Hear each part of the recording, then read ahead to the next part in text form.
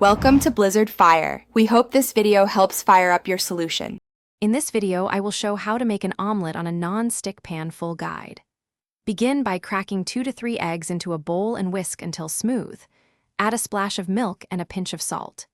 Heat a medium non-stick pan, melt a little butter, pour the eggs, tilt the pan to distribute, gently lift edges as it sets, add fillings, fold with a spatula, and slide onto a plate.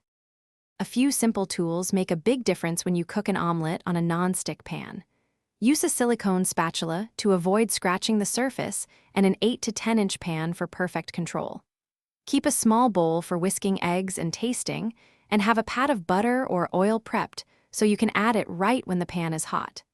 These small choices streamline the whole process. Heat control and timing are the keys to a tender omelet on a non-stick pan. Aim for medium heat and test with a tiny drop of water for a soft sizzle.